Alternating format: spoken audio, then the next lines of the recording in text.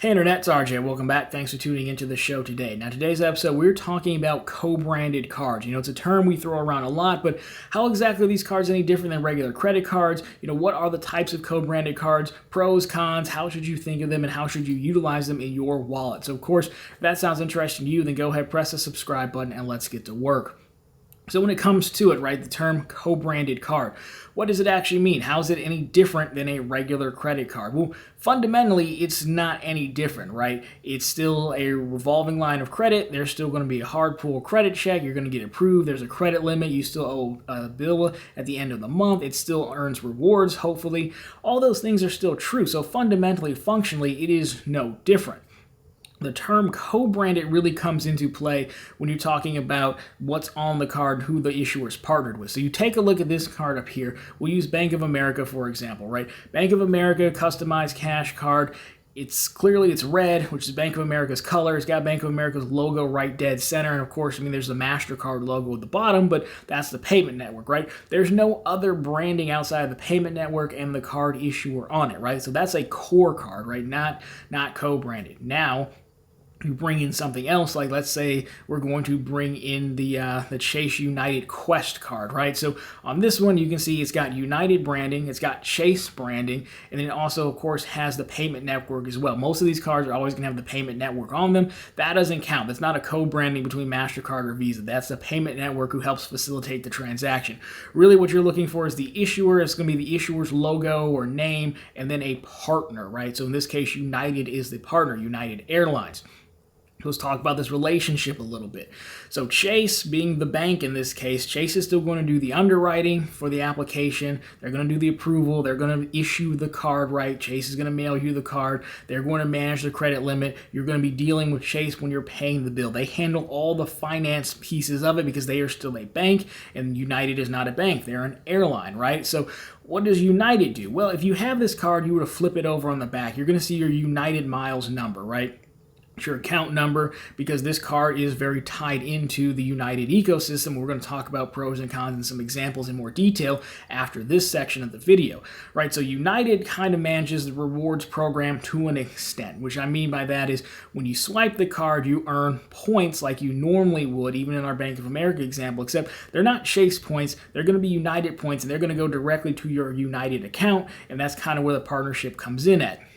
So again, you're going to be able to have a credit card, earn United miles. That's kind of the benefit for United. They get their card out there. They get customer loyalty because obviously you're going to fly United if you have United miles, but they don't do any of the finance pieces. Now, of course, when they're building out the card, they definitely have a say in, the multipliers and the benefits and things like that, but that's where the partnership comes from. It's co-branded as a Chase United co-branded card. That's what we're talking about. So that's an example. So what are some other co-branded cards out there? So we have, I'd say 3. You have airline cards, like United, hotel cards like American Express and Hilton, Chase and Hyatt, and then you have co-branded cards with like stores, but we got to be careful how we describe this one. So there are store credit cards, and we have a full video on that I can link down below for you, but like a store credit card would be like the Amazon store card, where it clearly says store card. There is no payment network, and you can only use that card inside of Amazon, or I guess Amazon's online, so at Amazon.com,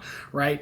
However, there are still other cards, like let's say, we have, we'll call it the Amazon Chase card, right? That's a co-branded card, but it's still co-branded to one store, right? So we'll walk through some examples in a second, but we just have to be careful of the distinction between like a legitimate store card locked in and then a co-branded card like Chase and Amazon, which is technically to a store. And these examples will make sense in a second. So let's do pros and cons, and then let's look at the example, right? Why would you want a co-branded card?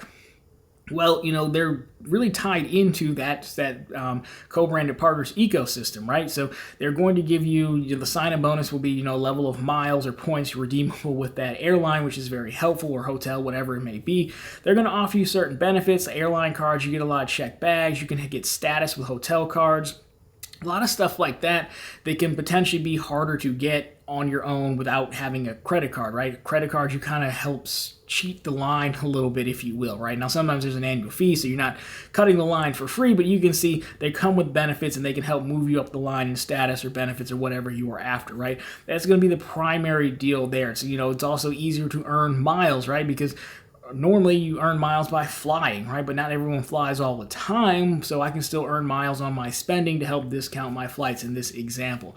Now, the downside here, though, is you're kind of locked in potentially to that ecosystem, to that co-branded partner. Not all the time, but a lot of times. So we stick with our United or our Delta example. Those cards are going to earn Delta miles or United miles. You can't cash those out. You can't do a statement credit. You can't do anything with them. They don't even hit your credit card. They hit your Delta or your United account, right? So you can only redeem them for flights.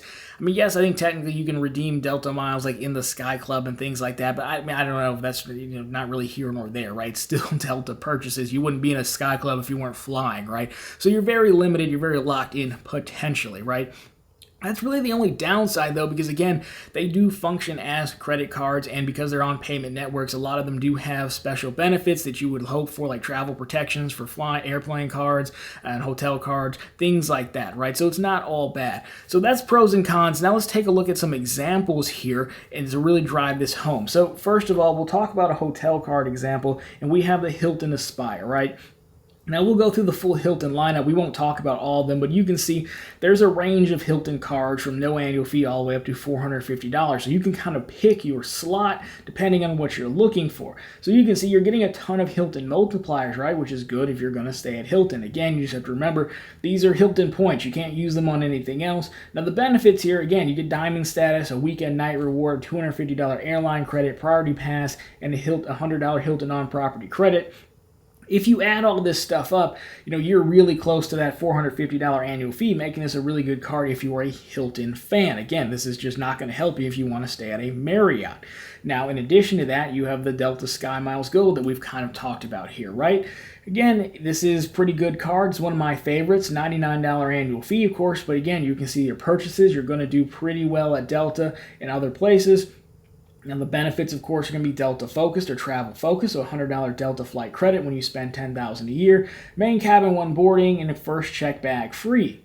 So again, you can see if you are checking bags, then you could end up making back your $99 annual fee alone and just check baggage fees in like 2 or 3 flights pretty easy. But again, this isn't going to help you on United or Southwest or anyone else, just on Delta.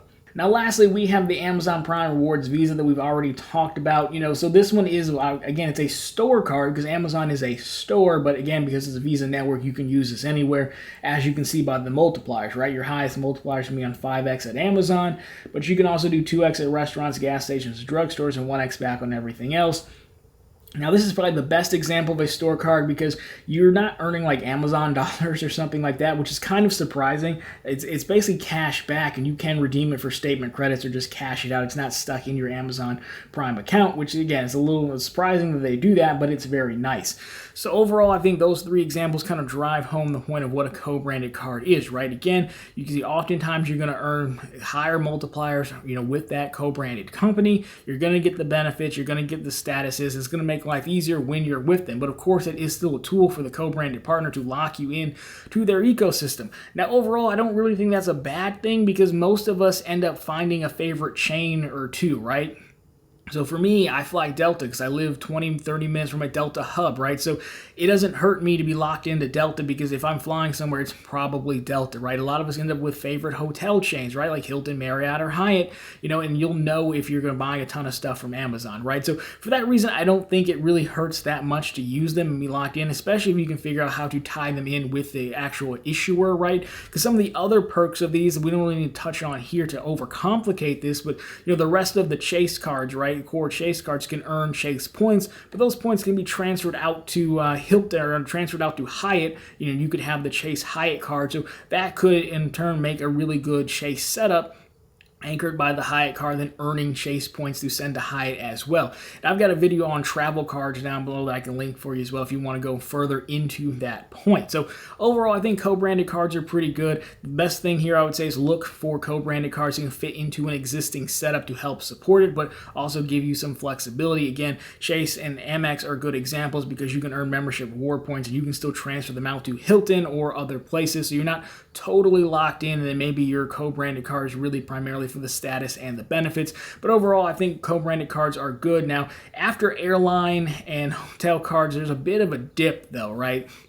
Amazon card is like one of the best cards for like this non-travel, but after that, if you take a look at maybe like a Barclays or something like that, they have a lot of co-branded cards, and some of those are hit or miss, right? Some of those you might be better off just getting a regular rewards card and earning cash back and then redeeming it, as cash to cover whatever purchase you want. So you really have to look and do your homework and see, is there a better option? More often than not, when it comes to the travel cards, those are usually pretty good co-branded cards. After that, we kind of run into diminishing returns pretty quick.